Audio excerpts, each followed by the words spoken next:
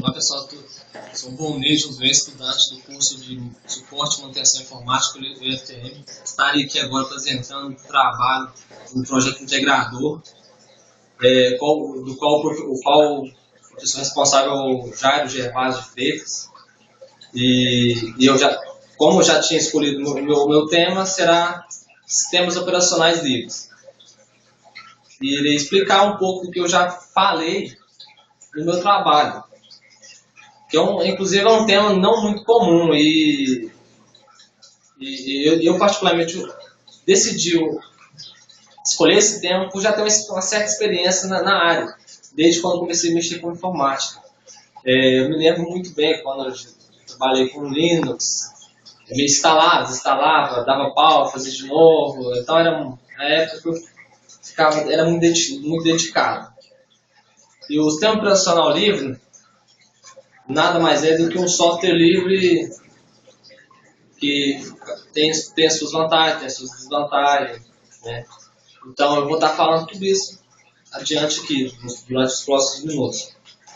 E para a gente entender, eu vou explicar primeiro o que é um sistema operacional e o que é um software livre. Para então a gente chegar ao sistema operacional livre. O sistema operacional ele é um programa, um conjunto de diversos programas, cuja função ele tem de gerenciar recursos do sistema. Ele fornece a interface usuário-computador, computador-usuário. Então, todo computador ele tem um sistema operacional instalado, seja livre ou não. E tudo isso é só através de contas. Tem a conta do administrador, conta do usuário X, usuário Y. E a gente pode fazer isso, inclusive colocar permissões para cada usuário, para que, às vezes, até por questão de segurança, principalmente em empresas. Normalmente em casa, o computador pessoal, o próprio dono do computador, seja portátil ou não, já tem um acesso ao administrador 100%. É o que muito acontece às vezes, o usuário na sua casa vai mexendo, instala um programa, instala outro, instala uma coisa e dá pau. E aí precisa formatar, instalar, e para isso necessita de um técnico. Então, o sistema operacional tem que tomar cuidado em casa. Não pode simplesmente sair instalando, sem saber. Mas para isso que ele tem recursos que fazem com que o usuário ele não venha causar danos a ele mesmo. E vale lembrar que o sistema operacional ele tem as interfaces. E o primeiro sistema operacional os primeiros sistemas operacionais que tiveram, não existia mouse, não existia cores, era preto e branco, era verde e preto, né? Como pessoas técnicas mais antigas já lembram muito bem disso. E hoje em dia ele tem por cento de interface gráfica, que tem menus, tem as janelas, os botões, tem um mouse que você leva onde você precisa onde você precisa clicar. Então melhorou demais em vista dos primeiros. E a gente vale lembrar que o primeiro sistema operacional moderno foi criado em 1969, que é conhecido como Unix, que foi desenvolvido na linguagem Assembly. E depois, posteriormente, foi alterado para a versão C. E o Unix, até hoje, ele é conhecido, ele é utilizado. Principalmente nos sistemas operacionais livres que ele é utilizado. Porque o Unix, em si, ele é um sistema operacional livre. Entendeu? Ele foi usado durante a década de 70. Ele foi até distribuído para as universidades, órgãos não governamentais nos Estados Unidos, para que desse a total popularidade. E ele era livre. Ele já era livre. Voltando ao sistema operacional aqui, ele basicamente precisa de 3 elementos para funcionar. Ele precisa do hardware, que é a parte física, teclado, placa de vídeo, placa de som, monitor, essas coisas. E o software, que é o conjunto de programas que estão instalados nele. E os dados, que é o conteúdo de todo o software. Um sistema operacional ele tem diversas funções. Inclusive, posso falar aqui 4, tá? Aqui do meu trabalho. Ele faz o gerenciamento de processo, gerenciamento da memória, o sistema de arquivos e a entrada e saída de dados. Então, essas são as 4 funções. A entrada e saída de dados, um exemplo mais prático, a entrada de dados, quando você está lá no teclado, você digita o seu nome, é uma entrada de dados. A saída de dados é a retransmissão que sai no monitor. Então, isso o sistema operacional faz. Então, é o que eu até falei, ele dá a comunicação entre o usuário e o computador. Então, é dessa forma que é feito. E são diversos hoje sistemas operacionais que existem no planeta. Existe entre o mais caro, mas porém é muito utilizado em edições gráficas, mas é um pouco mais caro e ele é exclusivo, o equipamento dele é exclusivo, e ele é muito comum, e existe há décadas já, é o Mac. A gente conhecia muito ele como Macintosh. Tem uma revista, as revistas mais antigas aqui, que tem até em cruzeiros ainda, era muito comum você pegar, ler a revista, procurar alguma coisa para comprar, ler. Aí tudo você encontrava aqui, sempre tinha a maçãzinha. Como eu posso encontrar aqui. Todo o tema de revista tinha sempre assim, no final Mac. Então ele era muito comum.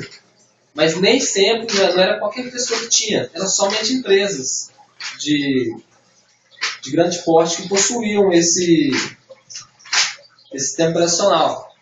Porque ele é exclusivamente utilizado para, hoje em dia, para edições gráficas. O Linux, mais popularmente, sistema operacional livre hoje conhecido, e o Windows, que é o mais popular ainda por todos os usuários do planeta. Todo mundo hoje tem Windows em casa. E continuando falando de sistemas operacionais livres, ele é uma coisa que sempre existiu e sempre era muito procurado pelas pessoas. Inclusive, nessa mesma revista aqui, como comprar um micro vencedor. A primeira coisa que as pessoas queriam saber é a versão do sistema operacional. Tudo aqui vem as configurações do processador, da memória, a capacidade de armazenamento, o monitor, e saber se era o Windows, se era DOS, entendeu? Ou talvez um outro sistema operacional que eles utilizavam na época, algumas outras versões do Linux. Então era muito comum saber qual que era o sistema operacional, e até hoje é. Então, o sistema operacional então, ele é muito importante em qualquer computador, tanto que o computador sem ele não funciona. Outras versões tem o FreeBSD, o OpenBSD, o NetBSD, e inclusive o OpenBSD, que até tem até esse livro aqui, que eu já li ele, já experimentei o OpenBSD. Para mim, do sistema operacional livre é um dos mais complicados de mexer, porque ele é muito puro. E o FreeBSD também, mas que é bem complicado também. Na época eu já usei o OpenBSD, não consegui com sucesso total utilizar ele, instalar recursos dele. Já o FreeBSD eu tive que conseguir. O NetBSD eu não cheguei a usar não. Tem o Dragonfly BSD também, foi uma outra versão, mas tudo são bem parecidos. E tem as versões portáteis também, que se tornou popularmente nesses últimos anos, nos celulares. O mais comum que a gente utiliza hoje, inclusive eu também utilizo, é o Android. Mas existe o Windows Phone, o Windows Mobile, BlackBerry, Symbian, Palm OS, então são vários sistemas operacionais, até nos celulares é utilizado. Então, quer dizer, hoje não é só no computador, né? O celular que a gente chama, hoje a gente chama de smartphone, tem um sistema operacional livre instalado nele. Pra poder, e facilitou demais o uso. Inclusive, essa gravação está sendo feita até através do celular. Igual eu falei, o meu está instalado no Android. Então, mais ou menos, esse é o sistema operacional. E o software livre?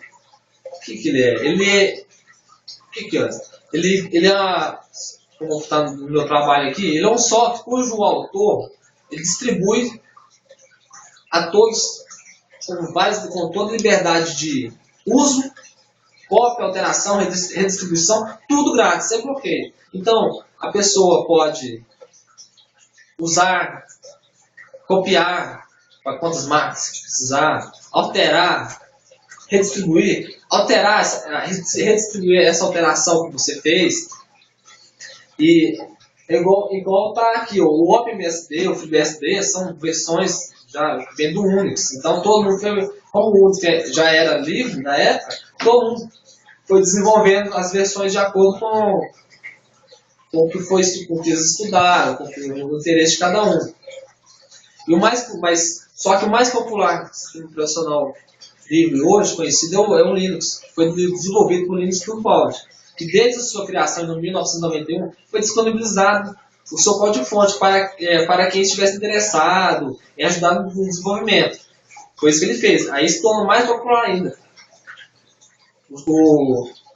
Foi desde então que isso causou tamanho sucesso.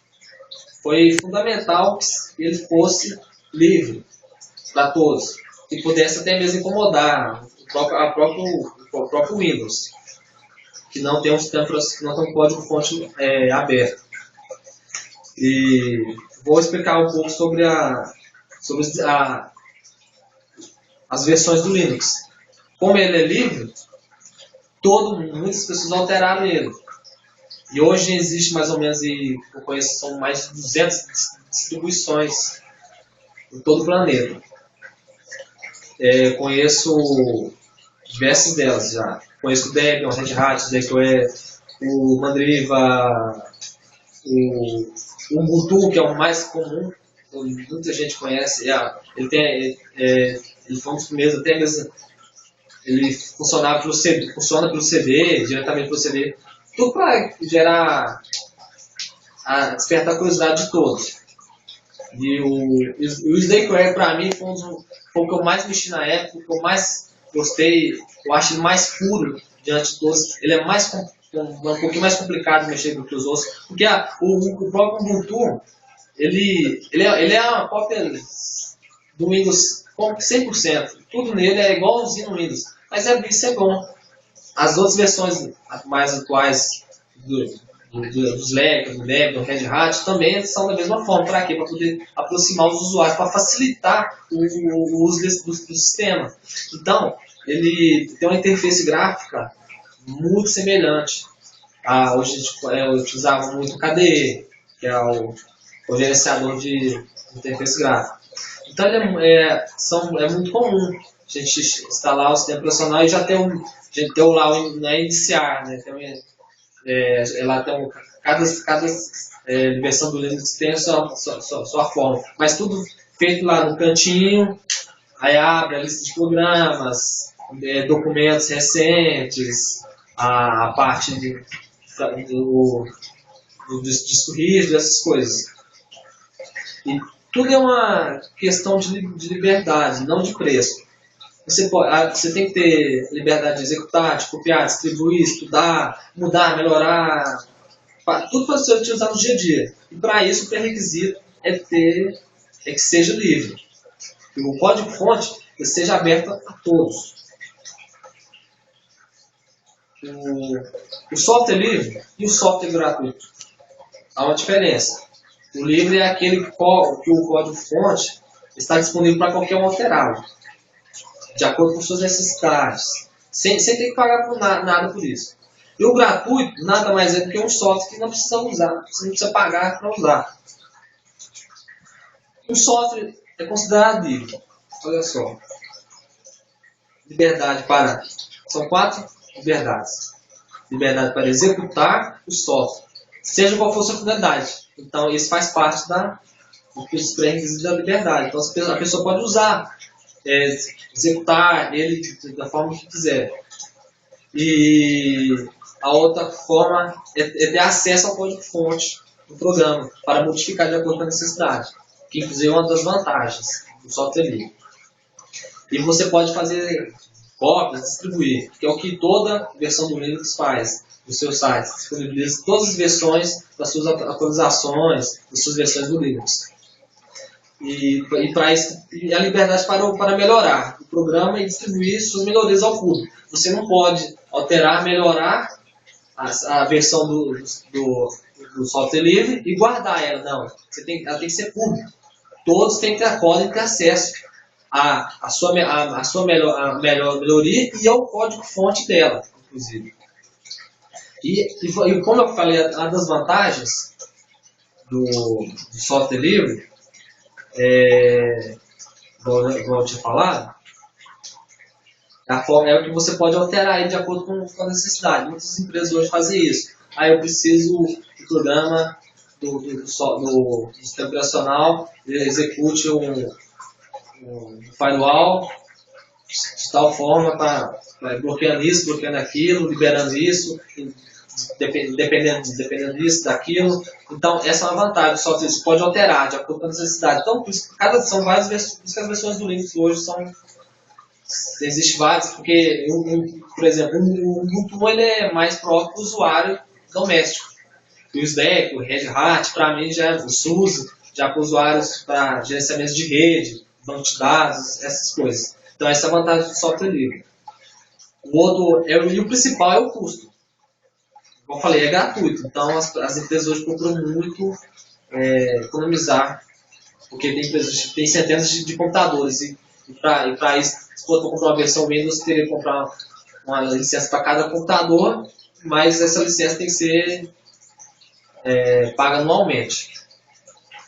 E sem contar que outra vantagem é o incentivo tecnológico.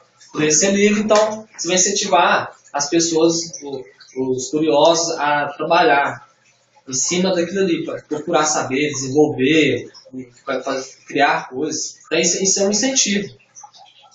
E sem contar que o suporte de tudo isso é mudante gratuito. Você pode entrar em qualquer site das comunidades, software livre, e procurar as melhorias para tudo isso. E outra vantagem, que é uma das mais importantes, é a segurança, no qual não existe muitos vírus, praticamente não existe para Linux. Por quê? Porque ele é mais utilizado só para servidores. Ele em si, ele tem antivírus, ele tem firewall, tem uma segurança grande.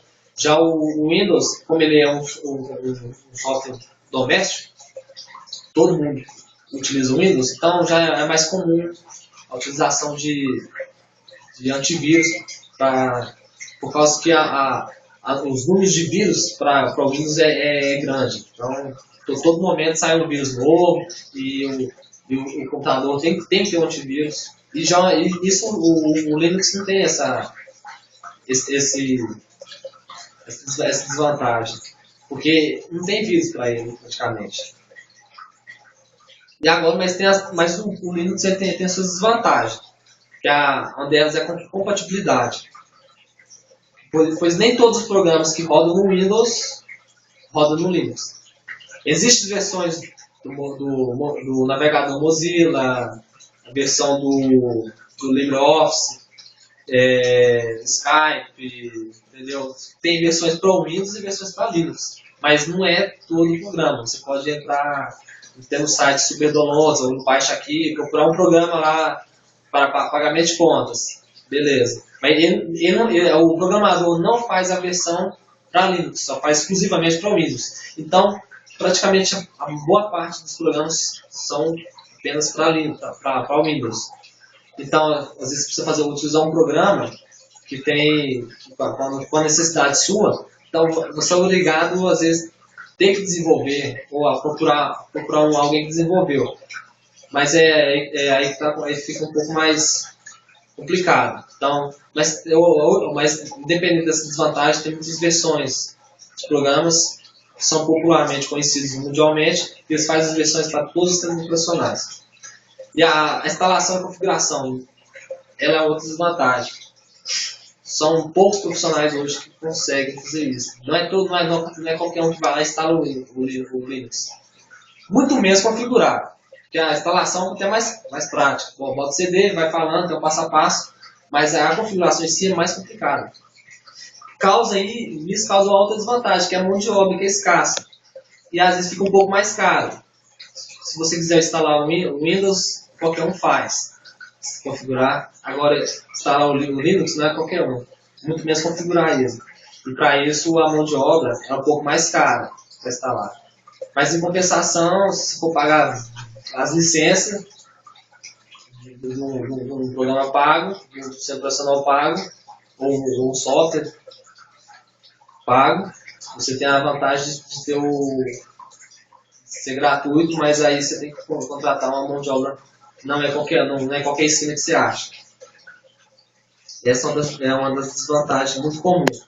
Quando a gente vai lá e compra um computador na loja, ela vem com o computador bem mais barato, porém vem com Linux. E as pessoas automaticamente já pegam, compram o computador, já levam na loja de manutenção, já bota o Windows para mim. Ah, e quanto que é? 30, 20, 40 reais. Isso se a própria pessoa não quiser fazer isso. E dando um resumo final, podemos ver que, de acordo com o que eu falei, os sistemas operacionais eles existem desde o começo. Sempre existiu e sempre vão existir. E está muito popular hoje, principalmente na parte governamental. Prefeituras, principalmente de São Paulo, utiliza acesso gratuito para os usuários. E esses computadores são instalados o Linux. Laboratórios escolares, nas redes estaduais, municipais, inclusive, em faculdades federais, os laboratórios também são Linux. Porque aí não precisa ter custo. Vai ter apenas um profissional. Os profissionais lá vão ter que pagar mais caro para eles, mas aí eles vão ficar por conta de dar toda a manutenção. Então, é isso que eu tive que falar.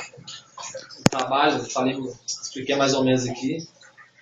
Claro. Então, assim, eu sou usuário Linux desde que eu me lembro aqui, mais ou menos, as primeiras revistas que eu comprei, está aqui a versão 7.0. Então, me lembro mais ou menos que foi uma das primeiras versões que eu utilizei. Então, já tem muito tempo, então por isso que eu escolhi esse tema. Então, obrigado.